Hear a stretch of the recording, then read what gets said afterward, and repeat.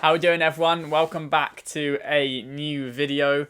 Today, as you guys would have seen by the title, we are going to be predicting the Premier League standings and how they'll finish by the time it's the end of May. We're currently 16 weeks through the Premier League season. There's been a lot of interesting results, interesting matchups, and we've already had a sacking so far this season, so a lot to talk about. But as you can see by the screen as well, I've tiered it into 6 different tiers. With the champions of England, the Champions League spaces, the teams that will be battling for Europa League spots, the mid-table mares, the teams that will just avoid relegation, and then unfortunately the 3 that will inevitably take the drop into the Championship. But yeah, we're going to get straight into it, and we'll go for each team alphabetically, starting with Arsenal. So Arsenal have had a bit of an interesting one. Pretty poor start to the season. Willian, after one game, we thought would be the saviour, but he has offered nothing since then. Aubameyang's probably been the biggest disappointment in the Premier League season so far. However, Arsenal have won their last 2 games. They're looking better. Obviously, I think they've realised that they're just going to have to blood the youth and they're going to go for a transition phase, which is good to see. I've been really impressed with the likes of Saka, Tierney. They really impressed me, so that's good signs for them going forward. But yeah, it's an interesting one. What's going to be a successful season for Arsenal now?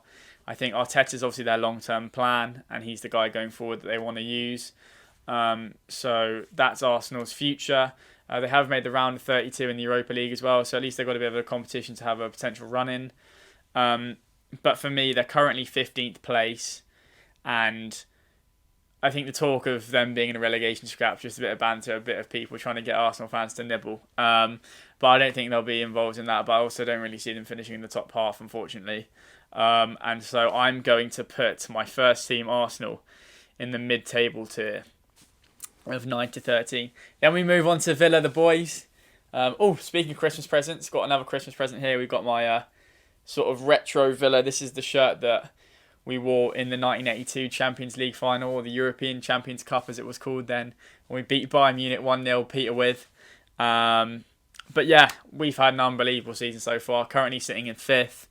The team's got a lot better. Obviously, we've had the experience of last season just staying up. Dean Smith, Magician, some new acquisitions who have been phenomenal. Ollie Watkins being quality up front.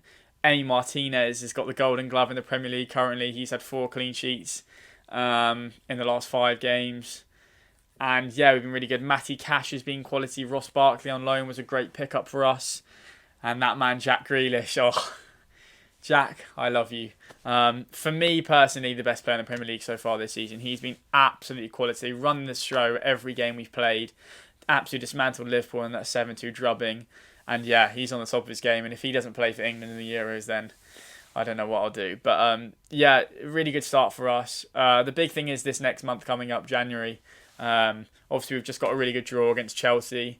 But we do, in the next 5 games, have Man United, Liverpool FA Cup, Spurs, Everton, Southampton away.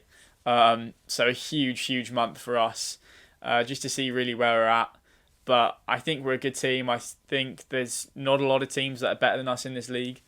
And I'm going to be ever the optimist, and I'm going to slide us into that battle for Europa League space. Top half would be a great season for us, second year back. But I think we're capable of having a real good go and seeing if we can mix with the elite in this Premiership. And I'm going to put us in that 5th to 8th spot. But we move on to Brighton now. Brighton have been a strange one, a bit disappointing really. I do like watching Brighton. I think they've got a few attacking options who are really good to watch. They've got Mawape, they've got Welbeck, they've got Connolly, they've got Yohangbats, McAllister. They've got some really good options, and I'm a big fan of Brighton. But they just haven't picked up the results really that they deserve, I'd say.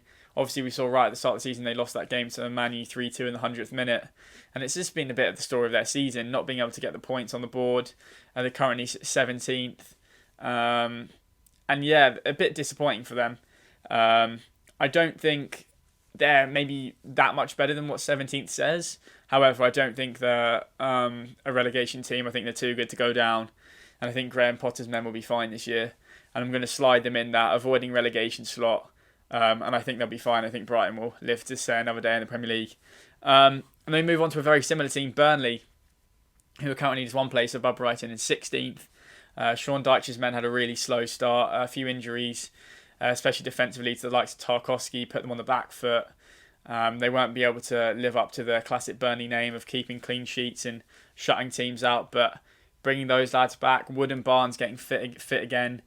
And yeah, they're back to Burnley being at their best. I think they've been unbeaten in their last 4 at home, which is exactly what we expect from Burnley. Turf Moor, tough place to go. And yeah, that's what they're doing. Sean Dyche is hopefully, I'm sure, sat at home with his fingers crossed, hoping that this takeover can happen soon. And maybe in January they'll get a bit of cash to throw at some players. But for me, Burnley, again, too good to stay up. They're a tough nut to crack, especially at Turf Moor, and I think they'll be absolutely fine.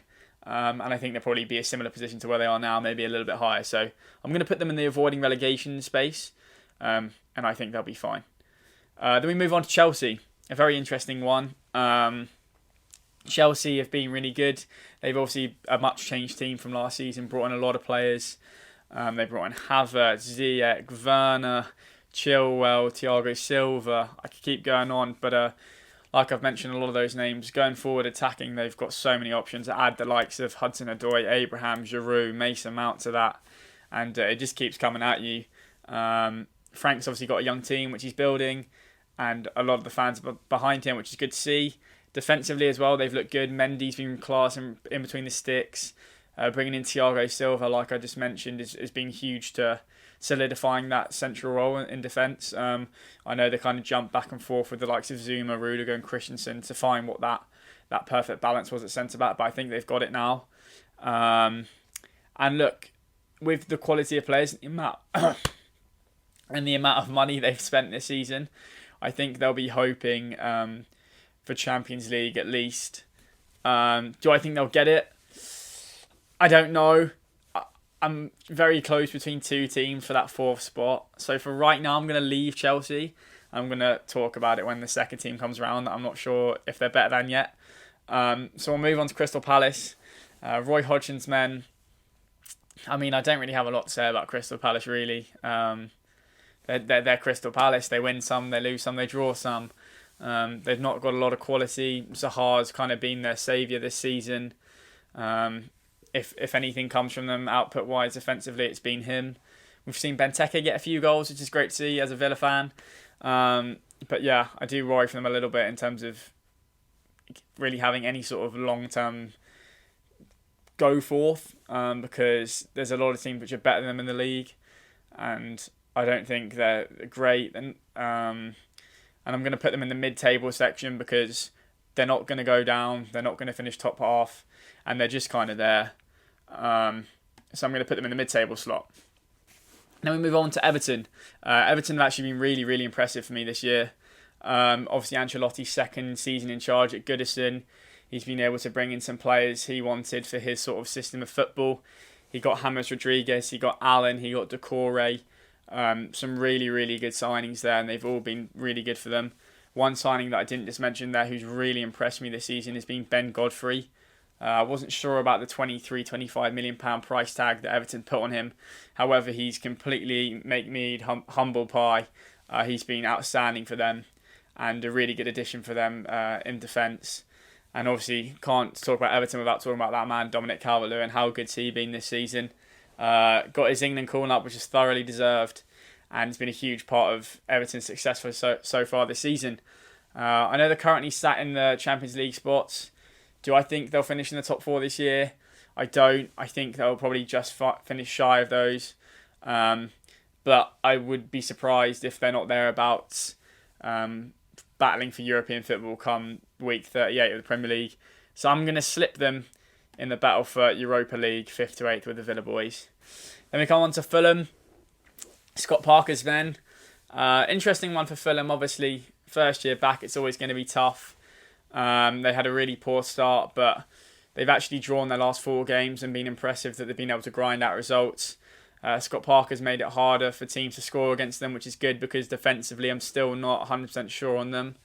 And the likes of Lookman and Bobby DeCordova-Reid has played well.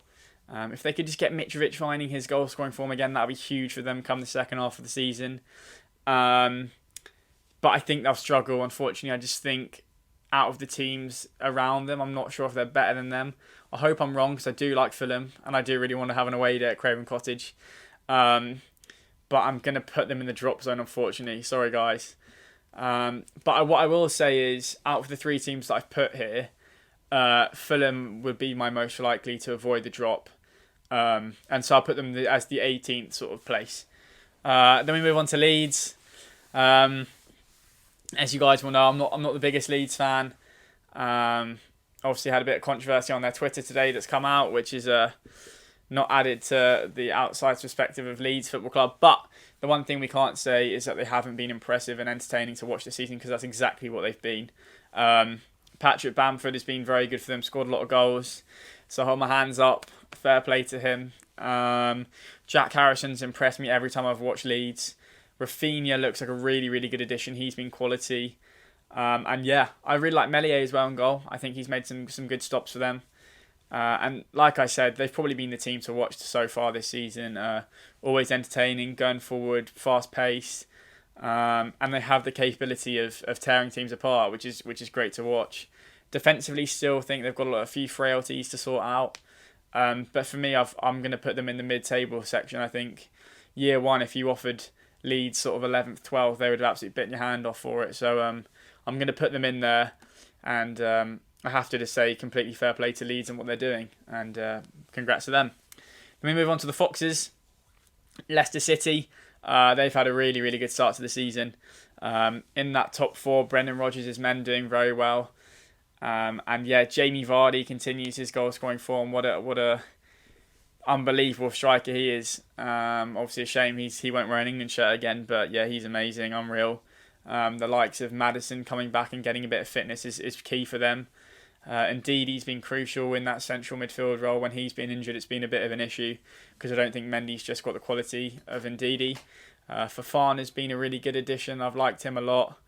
And yeah, I just think they're a really good team. The only thing I would maybe worry about is if you lose Vardy, the likes of Perez and Iheanacho going to be able to get you those 10-15 goals that they'll need? I don't think so. But one person that I do think could help out, and is helping out right now going forward, is Harvey Barnes. He's been exceptional this year. I've absolutely loved him. I thought fair play for giving him an England call-up. Unfortunately, England are just full of attacking options. But for me, yeah, Leicester City have been quality. I don't think, again, they'll finish top four. I think they're very similar to Everton in terms of quality. And I think they're going to slide into that 5th to 8th battle for Europa League. And they'll be thereabouts at the end of the season. Then we move on to Liverpool. What can I say about Liverpool? Just utterly impressive.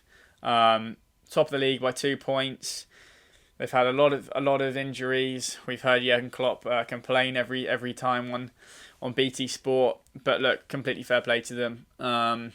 Missing the likes of Van Dijk and Thiago, and however many names you want to add.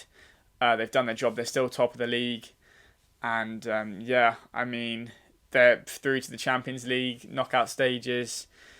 Mane, Salah, Firmino still doing their business. And yeah, I think they're the team to beat, to be honest. They're going to be tough to beat. Obviously, we put them away 7-2, but it was a bit of a freak result. And again, they did draw the other day, so maybe they're there to be had. I'm not sure, but I still think they're the team to beat. And the teams that I'll put in the top four will be looking at Liverpool's results every week to try and catch them. But I'm going to put Liverpool as my Premier League champions this season. And I think they'll go back to back, which, if they do so, would be an unbelievable achievement. So yeah. And we've got a few teams that are going to come near them, I think, coming up. We've got Man City first. Bit of a disappointing season so far for City. Obviously, Aguero's been injured, which has hampered them massively going forward. I think they've only scored 21 goals this season so far. And if you compare that to Liverpool, they've scored 37. So that puts it into a bit of perspective that losing Aguero has been key for them. Obviously, David Silva moving on's been important as well, because they've lacked a bit of creativity in that number 10 role. De Bruyne has not been at his best, that we know he can be. But saying that, they're in 8th on 26 points. They're 6 back from Liverpool with a game in hand. So technically really only 1 game back from Liverpool. And given that they haven't been anywhere near their best, that's worrying. That means that if they do click, that they could run away and win this league easily. And for me, I think it will come at some point. I really like Phil Foden. I'd like to see him get a few more minutes in the league. I think Sterling, Mahrez, one of them will catch a bit of fire at some point in the season, and I'm sure De Bruyne will have a better second half of the season. So for me, I would be foolish not to put Man City finishing in the top 4, and that's exactly what I'm going to do. So yeah, the first Manchester club in the Champions League spots. On to the next one, United. What a season they've had as well. A very, very strange one. Some really interesting results. Obviously losing 6-1 to Spurs, but then humbling Leeds 6-2. A bit of a crazy one. The likes of Rashford and Martial maybe haven't been at their best, but Rashford's just found his shooting boots recently, which is nice to see, especially from an England fan's perspective. But the man that's been holding the glue together is that man Bruno in that number 10 role. He's been outstanding for them once again. Continued his form from the end of last season and giving Man United fans some hope even when they were losing games. But yeah, they're second in the league and 2 points off City, just like 2 points off Liverpool. And just like I've said with City, have not played anywhere near their best, which again is very, very scary. Again, maybe a slight issue is defensively. I don't know. Eric Bailly played quite well yesterday, so I don't know if he's going to take the role off Lindelof. I'm not sure. Maguire still looks a bit slow. But yeah, impressive, very impressive going forward. And again, like I said with Man City, are a real threat to Liverpool's title run. And I'm going to slide them into that top 4. And for me, the 3 teams that I've got there so far up there, they're the only three teams that I can see winning the league come the end of May. But then we move on to Newcastle, Steve Bruce's men.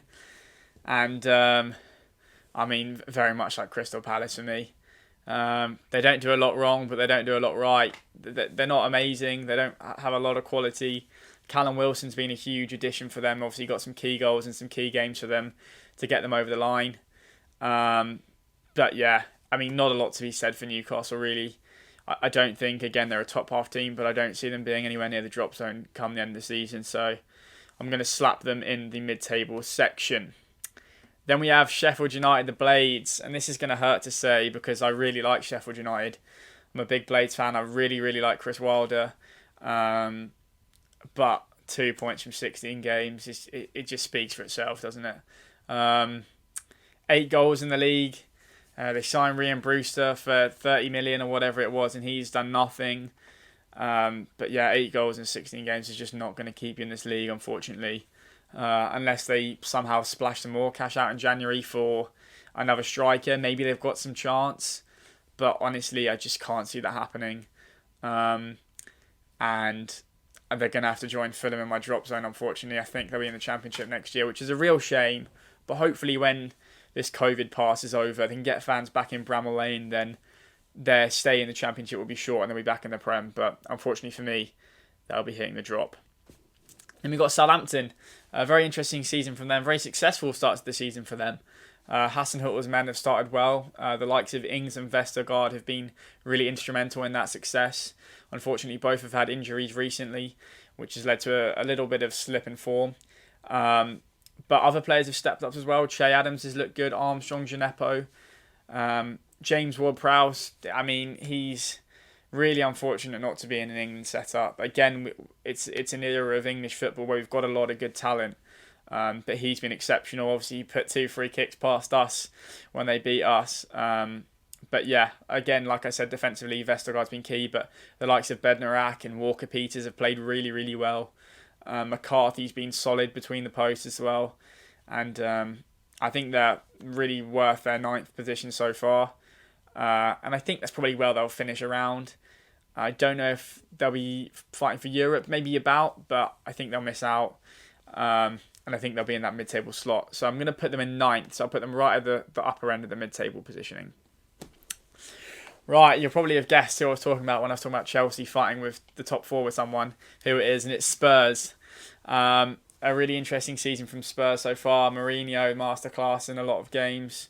Son and Kane have been absolutely outstanding. I can't sing their praises highly enough. They've been so good. Højbjerg, for me, one of the signings of the season, been absolutely superb in that central and midfield. Again, like I said with a few teams, question marks in the defence. Alderweireld is solid, but Dyer, 1 week looks amazing, 1 week looks like he's going to put the ball in the back of his own net like 3 times. So, Spurs are an interesting one. It's so close between them and Chelsea for me, because you've got Chelsea, who are the free-flowing forward men with a lot of talent, but then you've got the nous and the experience of Mourinho and the capability of holding teams out and being clinical with the likes of Son and Kane. I think the key for me is Son and Kane it's going to be hard to replicate their form throughout the whole season. So the key for me is, can the likes of Ndombele, Lo Celso, Lucas Moura, if they can chip in with 5 or so goals and be clinical and win those 2-0s, 1-0s, maybe when Son or Kane aren't firing, then that will be the difference. So I'm going to do it now. I'm going to give the benefit of the doubt to... I like Frank and Jose. I'm going to go with experience. I'm going to do it. Mourinho 4th. Chelsea 5th. But honestly, I think Liverpool, Man City, Man United will be top 3. And then that Liverpool-Chelsea battle will be really close. But yeah, I'm giving Spurs the benefit of the doubt. Then we go on to the baggies.